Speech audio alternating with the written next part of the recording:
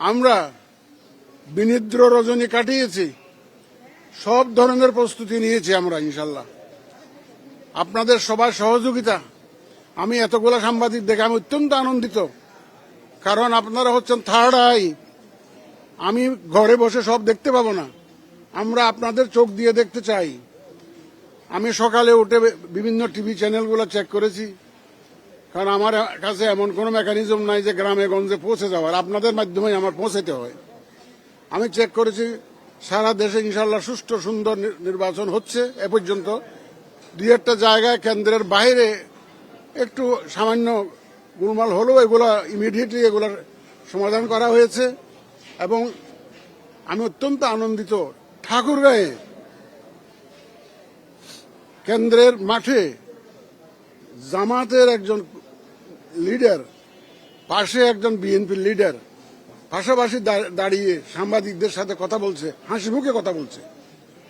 এইটা অত্যন্ত আনন্দ। এটাই তো গণতন্ত্রের সৌন্দর্য, এটাই গণতন্ত্রের সৌন্দর্য। আমরা চাই বাংলাদেশ যে গণতন্ত্রের ট্রেনে উঠে গেল, এই ট্রেন ইনশাল্লাহ গন্তব্যস্থলে পৌঁছাবে আপনাদের সবাই সহযোগিতায়। আপনারা জানেন 2026 সালে সারা বিশ্বে সবচাইতে বড় একটা নির্বাচন দিচ্ছে বাংলাদেশ। এত বড় নির্বাচন আর 2026 সালে কোথাও হয় নাই। গতকাল দিনের বেলায় যে বিদেশি অবজারভার এবং সাংবাদিকদের সাথে আমরা মতবিনিময় করেছি, প্রত্যেকে বিভিন্ন দেশের চিফ ইলেকশন কমিশনাররা আমার সাথে দেখা করেছেন। আমি তাদের সাথে কথা বলেছি, তারা অত্যন্ত আনন্দিত আমাদের অ্যারেঞ্জমেন্ট দেখে। আপনারা ক্যান ইউ ইমাজিন, আমার প্রায় 17 লক্ষ লোক কাজ করছে এই ইলেকশনটা কন্ডাক্ট করার জন্য। 17 লক্ষ, প্রায় 9.5 লক্ষ আইন শৃঙ্খলা বাহিনী এবং প্রায় 8 লক্ষ হচ্ছে যে পুল কালেক্টর, যারা ভোট কালেকশন করবেন। এই 17.5 লক্ষ লোককে 100টায় গাঁথা, এটা যে কত কঠিন কাজ আপনারা একবার একটু কল্পনা করে দেখুন। বিভিন্ন বাহিনীর সদস্যরা এখানে আছে, বিভিন্ন শিক্ষা প্রতিষ্ঠান থেকে আছে, বিভিন্ন সংগঠনের লোকজন আছে, সবাইকে নিয়ে এবং সবাইকে প্রশিক্ষিত করে ট্রেনিং দিয়ে, ইলেকশন ওরিয়েন্টেড ট্রেনিং দিয়ে সবাইকে এই যে কাজে লাগানো হয়েছে, এই যে একটা বিশাল কর্মযজ্ঞ, আমার মনে হয় এর চাইতে বড় কোঅর্ডিনেশনের কাজ আর নাই।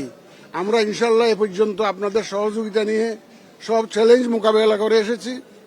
আমরা জানি না সামনে আরো কি চ্যালেঞ্জ আসবে। ইনশাল্লাহ আপনাদের সহযোগিতা নিয়ে আমরা সব চ্যালেঞ্জ মোকাবেলা করব এবং বাংলাদেশ যে গণতন্ত্রের পথে রওনা দিয়েছে, গণতন্ত্রের ট্রেন ইনশাল্লাহ স্টেশনে পৌঁছাবে আপনাদের সবার সহযোগিতা নিয়ে। আমি বলবো, আপনারাই বলবেন কি পাতানো নির্বাচন হচ্ছে এখানে, আপনারাই বলবেন। এটা আমার বলার দরকার নাই, তো আমার বলার দরকার নাই। আমরা যে ওয়াদা জাতিকে দিয়েছিলাম, free fair and credible election, সেই লক্ষ্যে আমরা কাজ করে গেছি। আমরা কারো পক্ষে নই, কারো বিপক্ষে নই। আমরা শুধুমাত্র একটা সুন্দর পরিবেশ, নির্বাচনের পরিবেশ সৃষ্টি করার চেষ্টা করেছি এবং আশা করি এবং আমার ধারণা আমরা ইনশাল্লাহ করতে পেরেছি আপনাদের সহযোগিতা, সবার সহযোগিতা নিয়ে। এবং পাতানো, আমি একটা কথা বলেছিলাম একদিন যে দেশে কোনো পাতানো নির্বাচন হবে না। এই পাতানো নির্বাচনের ইতিহাস আমাদেরকে ভুলে যেতে হবে। এখানে এই কেন্দ্র দখলের ইতিহাস আমাদের ভুলে যেতে হবে, ভোটের বাক্স দখলের ইতিহাস আমাদের ভুলে যেতে হবে।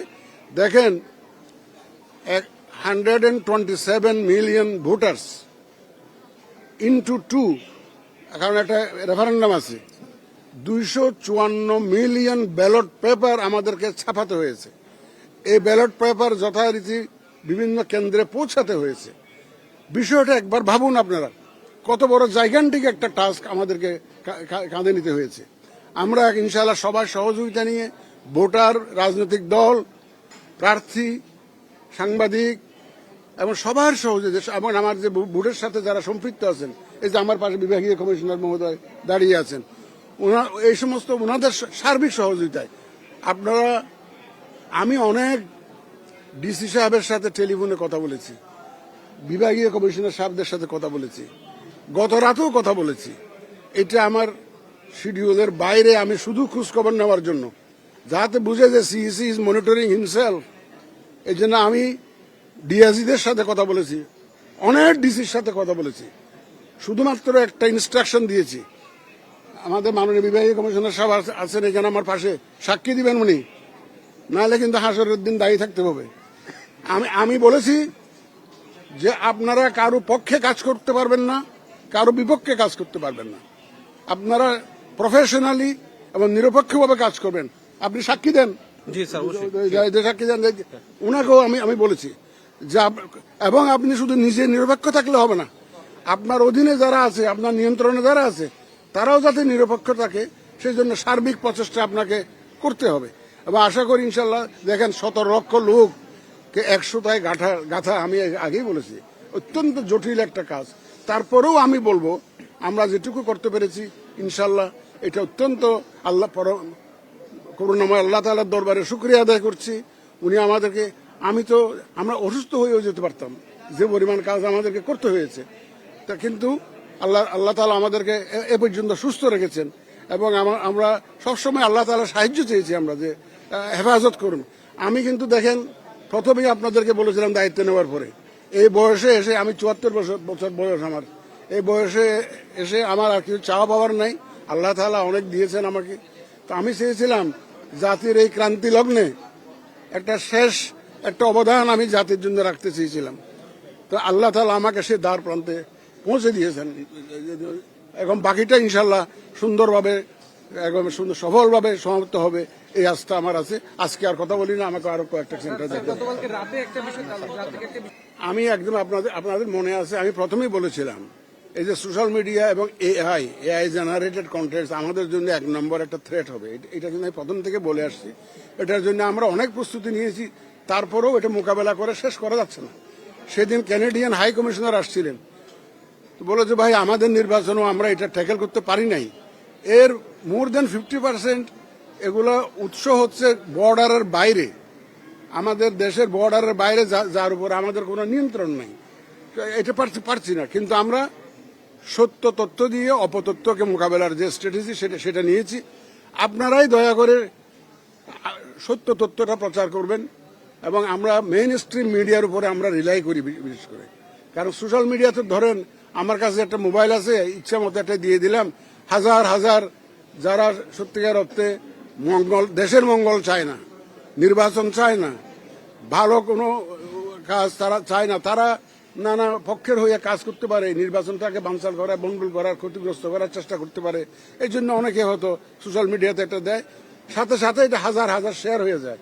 আমাদের আবেদন হচ্ছে আপনারা এই শেয়ারগুলো যখন করার আগে একটা সত্য মিথ্যা যাচাই করবেন, দয়া করে যাচাই করে তারপর আপনারা শেয়ার করবেন, এর আগে শেয়ার করবেন না। এটা কিন্তু প্রভাব, আমার মনে হয় মানুষ এতদিনে বুঝে গেছে যে এখানে আমাদের একটা সুষ্ঠু নির্বাচন ছাড়া আমাদের আর অন্য কোনো উদ্দেশ্য নাই, আমাদের কোনো পাতানো নির্বাচনের উদ্দেশ্য নাই। মানুষ বুঝে গেছে এটা তো মানুষের টার্ন আউট দেখলে বোঝা যায়, ভোটের কেন্দ্রে কেন্দ্রে মানুষের সমাগম দেখলে বোঝা যায়। মহিলারা যেভাবে এগিয়ে আসছেন আমি অত্যন্ত আনন্দিত। আমি গ্রামে বিভিন্ন সেন্টার দেখেছি টেলিভিশনে, মহিলারা অত্যন্ত লাইনে সকাল থেকে ভোরবেলা থেকে পঞ্চগড়ে ভোরবেলার কুয়াশার মধ্যে মহিলারা লাইন দিয়েছে পঞ্চগড়ে। আমাদের ইয়াঙ্গার জেনারেশন, আমাদের যে মহিলা ভোটার্স, এটা আমাদের শক্তিতে রূপান্তরিত হবে ইনশাল্লাহ আজকের এই ভোটে।